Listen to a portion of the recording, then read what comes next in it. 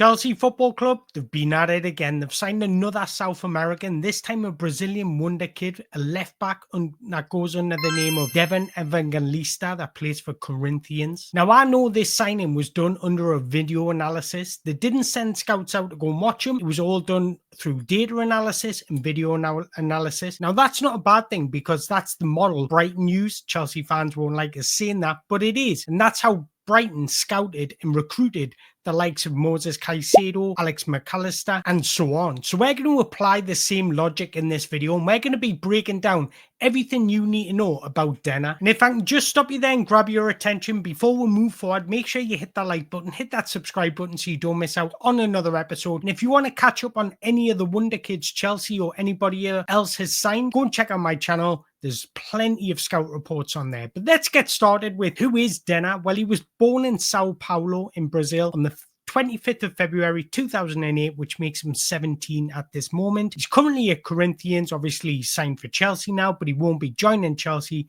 till he's at least 18. Plays as a left back, and a fun fact, he's the cousin of Arsenal centre-back Gabriel. He joined Corinthians Academy at the age of 13 in 2021. In 2024, at just 16, he caught the attention and was promoted to the under-20 category. Now, this is interesting because in academies, you often see players moving up and playing above their age group, but you also see players playing below their age group. So it just goes to show how highly rated and thought of this boy is, which obviously caught the attention of Chelsea Football Club. And on January 29th, the sale and agreement of Denner was purchased to Chelsea for €8 million.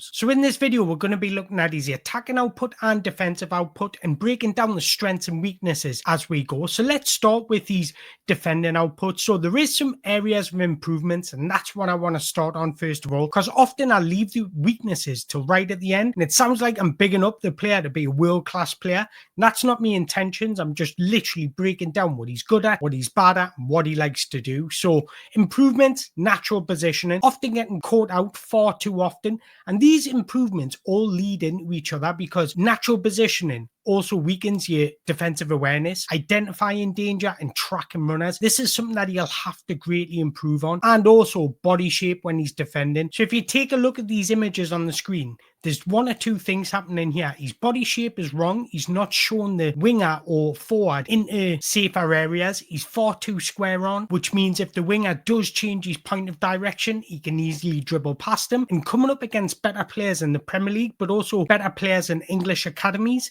this is something he's going to have to work on. And secondly, he's overcommitted. Once you overcommit, the winger or forward has control of the situation.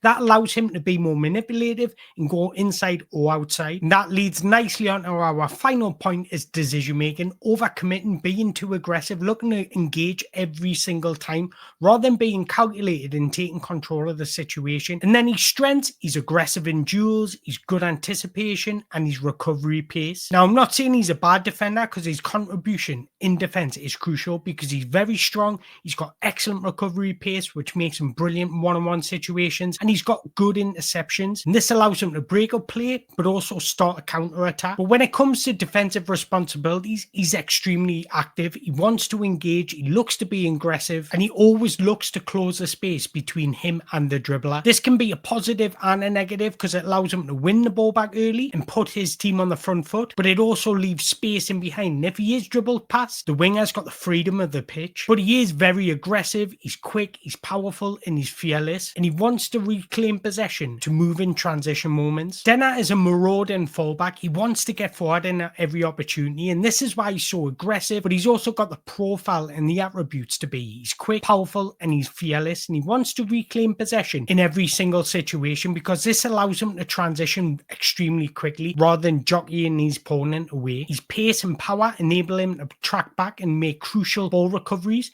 Because of his intentions to attack every opportunity, he needs this in his armory in order to not get caught out. Now let's look at some statistics that back up these statements. Is because I said I had concerns about his body shape, which has resulted in him getting dribbled past 3.3 times per game. Errors leading to shots, 5 in 7 games, which highlights my concerns in his decision making. Now the final point can be a positive and a negative. I love how much he duels. It shows he's aggressive, he wants to win the ball back, and he's working hard for his team. But his dual percentage win is quite low, so that will need to drastically improve. And by doing that, if you tweak and improve those concerns that I had, his output and his statistics will greatly improve. Now, it's not all negatives because he does have really positive attributes. He's quick, powerful, strong, good technically, and he's aggressive. And his ball recoveries prove that. 8.9 per game is absolutely outstanding. So it just goes to show when he does get forward, he's got the ability to retract and get back into position. Aerial wins per game, he's averaging 2.1 with a 47% win rate, which is really impressive. And I actually like his total duels per game, 9 per game. Goes to show his willingness and his hunger to win the ball back. Now, I want you to think about one statistics I give you there. 5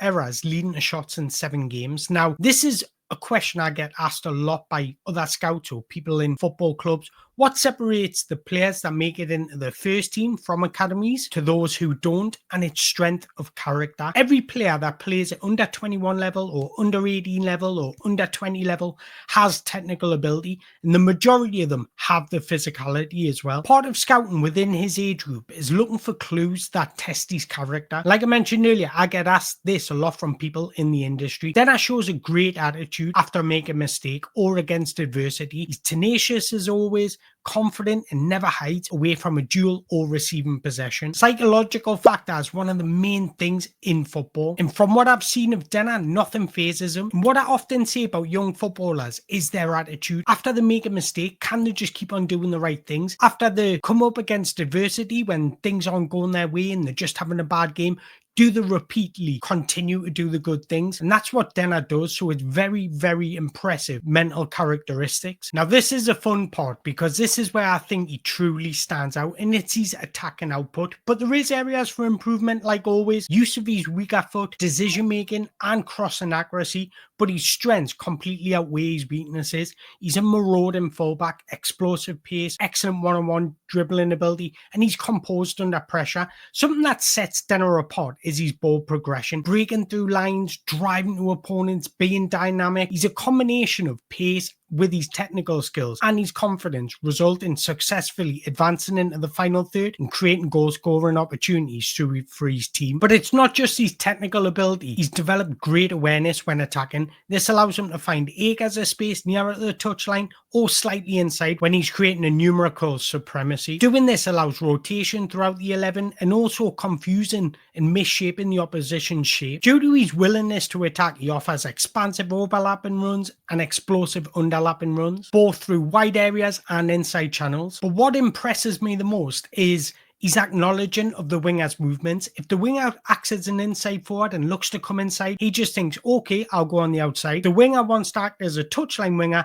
He's happy using the inside channels. So his acknowledgement and anticipation of what the winger's going to do is exceptional. And I mentioned his willingness to come in central areas. It's actually a crazy weapon because it completely offsets the opposition's shape. It's uncanny how often he finds himself in one-on-one situations in the final third, whether that be with a goalkeeper or a defender. But he's also shown incredible composure in front of goal. He scored 2 goals in 7 games from left back in 2025. But what really meets the eye when he's on the ball is his ability to attack from deep. He's marauding runs, breaking through lines. His runs with the balls are really impressive thanks to his dribbling abilities, but also solid work under pressure.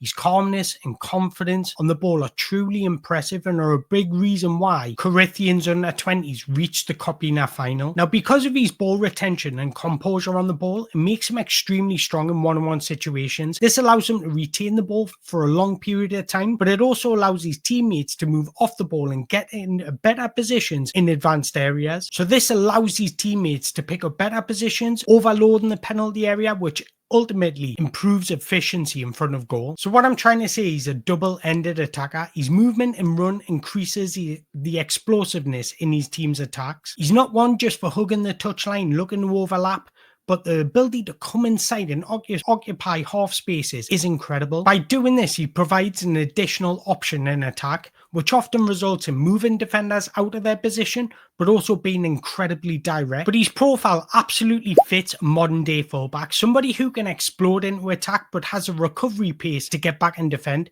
Now, it's his on-ball qualities that sets him apart. Not only can he eliminate players through his dribbling output, but he's also got the vision to find players and progress play into the final third. Now, a few attacking statistics I want to touch upon. The concerns is probably his crossing accuracy. He doesn't cross as much as others during a game. He's only averaging 1.1 per game, but he's got a low success rate of 31%. Now, I enjoy his attacking output, but playing with better strikers will significantly put this percentage higher. So that's not something I'm too worried about. But where he really does shine in the final third, he's averaging 1.2 key passes per game, which is exceptional for a left back. He's got 2 goals and 1 assist in 7 games. Again, that's exceptional for a left back. And the statistics that really shine through, he's averaging 2.6 successful dribbles per 90 with a success rate of 69%, which is absolutely phenomenal. Just to touch upon a few statistics I didn't write down, he's averaging 2.9 long balls per game with a success rate of 47%. Again, that's exceptional, and it goes to show his ability and his vision to provide from deep. How does he fit in Enzo Maresca's system? Well, I can absolutely see him playing that Marco Cucurella role, and I actually think he'll be a better output in that final third. He's a better ball carrier, he's got better vision, and he's more confident in front of goal. He needs better use of his weaker foot. For some reason, when he's one-on-one with the keeper, he's happy using his right foot. So you will often see him cutting inside onto his right foot in the final third or next to the penalty area and having a strike at goal. But when it comes to dribbling, he's extremely left-footed. So just hopefully he can bring that composure and confidence into his weaker foot when he's dribbling, and it'll make him an even better dribbling demon. Now, the funny thing about his dribbling is he often takes heavy touches, but because he's so explosive and quick off the mark, he gets away with it. So that's something that he might need to hone in going into the Premier League if he makes a Premier League. So there it is, guys. That's all you need to know about Denner Evangelista. So if you've liked this video, make sure you hit that like button, hit that subscribe button so you don't miss out on another episode. And like I mentioned earlier, there's loads of content on my channel, so go and check them out. But until next time, I just want to appreciate everybody's time. Thank you very much for watching, and hopefully you've enjoyed this. If you have, hit that like button. Until next time, up the Chels.